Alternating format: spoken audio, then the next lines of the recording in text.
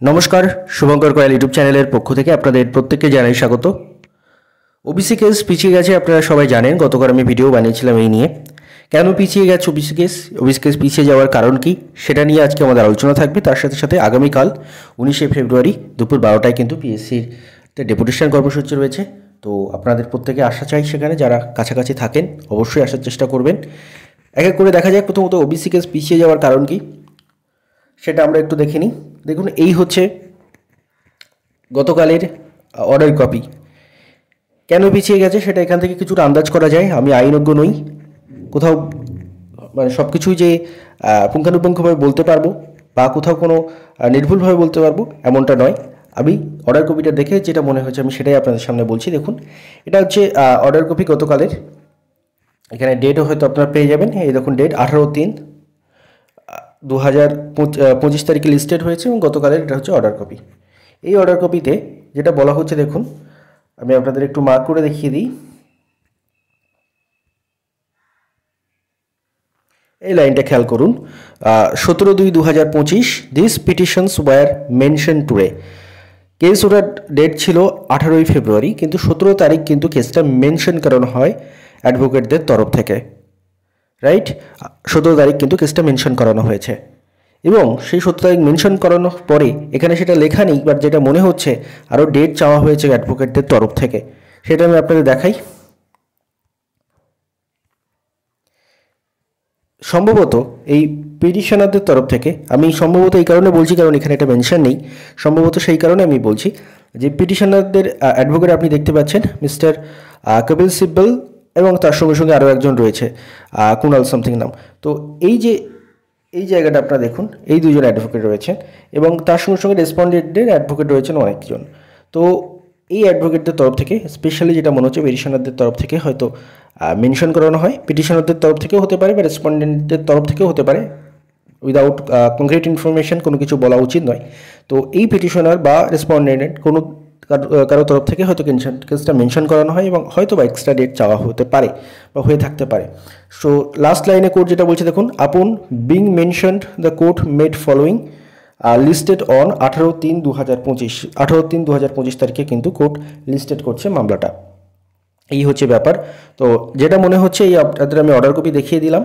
কেসটা কালকে মেনশন করা হয়েছিল, 17 তারিখে মেনশন করা হয়েছিল এবং কোর্ট কিন্তু upon being mentioned the court made the following order list on 18/3/2025, অর্থাৎ 18/3/2025 তারিখে, অর্থাৎ 18 মার্চ তারিখে কিন্তু কোর্ট ডেট দিয়েছে।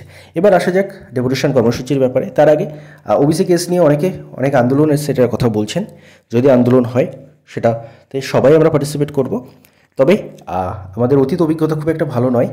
আন্দোলন অনেকবারই করা হয়েছে। আপনারা অনেকে বলছেন যে সমস্ত ডিপার্টমেন্ট, পিএসসির থেকে শুরু করে পুলিশের পরীক্ষার্থী থেকে শুরু করে সবাই একসাথে একটা প্রোটেস্ট করার, সেটাও যদি করা হয় অবশ্যই আমরা থাকবো সেখানে।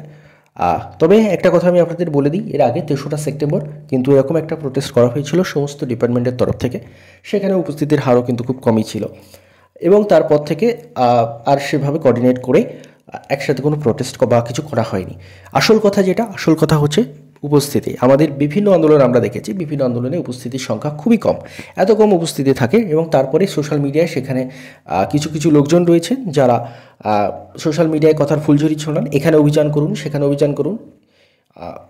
আদতে তাদের মধ্যে মানে 90% তাদের মধ্যে আসেই না। তাদের মধ্যে 5 থেকে 10% আসলেও আসতে পারে, বাট 90% তাদের মধ্যে আসে না, কারণ আন্দোলনে তাদেরকে ম্যাক্সিমাম টাইম খুঁজেই পাওয়া যায় না। তো ব্যাপারটা হচ্ছে এটাই, আন্দোলনে উপস্থিতির হার কম এবং আন্দোলনে যদি ছাত্রছাত্রীরা কোনো আন্দোলনে যদি উপস্থিত না থাকে তাহলে সেই আন্দোলন সফল পেতে পারে না, কখনোই পেতে পারে না। তো ব্যাপারটা হচ্ছে ওই সোশ্যাল মিডিয়ায় কথার ফুলঝুরি সবাই ফুটিয়ে যাচ্ছেন, কাল থেকেও দেখছি।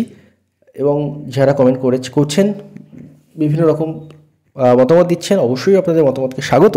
কিন্তু যখন কোনো আন্দোলন বা কিছু হয় তখন আপনারা যদি আসেন বেশি করে, তাহলেই কিন্তু এই সমস্যাগুলো আস্তে আস্তে সমাধান করা যেতে পারে। তো যাই হোক, আগামীকাল আমাদের রয়েছে কিন্তু পিএসসিতে ডেপুটেশন রয়েছে 19 ফেব্রুয়ারি। পিএসসি চলো, সময় হচ্ছে সকাল 12টা। আপনাদেরকে প্রত্যেকের কাছে অনুরোধ, যারা কাছাকাছি থাকেন, কাছাকাছি ইন দ্য সেন্স যে 2-3 ঘন্টার মধ্যে যারা থাকেন, 2-3 ঘন্টার মধ্যে আসতে পারবেন, বা ধরুন কলকাতার পার্শ্ববর্তী জেলাগুলোতে থাকেন, তারা প্রত্যেকে আসার চেষ্টা করুন। কারণ আপনাদের জন্যই তো আমরা বারবার গিয়ে ডেপুটেশনটা দিই এবং আপনারা সেখানে আসলে আরও আমাদের ভয়েসটা আরও দৃঢ় হবে। তো আরও আমরা জোর দিয়ে আপনাদের এই দাবিগুলো রাখতে পারবো পিএসসির সামনে। তো আপনারা আসলে খুব ভালো হয়। তো যারা যারা কাছাকাছি থাকেন আসবেন আগামীকাল 19শে ফেব্রুয়ারি সকাল 12টার মধ্যে আপনারা দুপুর 12টার মধ্যে আপনারা কিন্তু চলে আসবেন। কী কী দাবি রয়েছে? প্রথমত দেখুন, ওবিসি কেসের অজুহাতে নিয়োগ বন্ধ করে রাখা যাবে না, এটা আমরা অবশ্যই পিএসসির কাছে দাবি করব, কারণ পিএসসিও গড়িমসি শুরু করে দিয়েছে। ওবিসি কেসের অজুহাতে তারাও কিন্তু অনেক ডিলে করছে।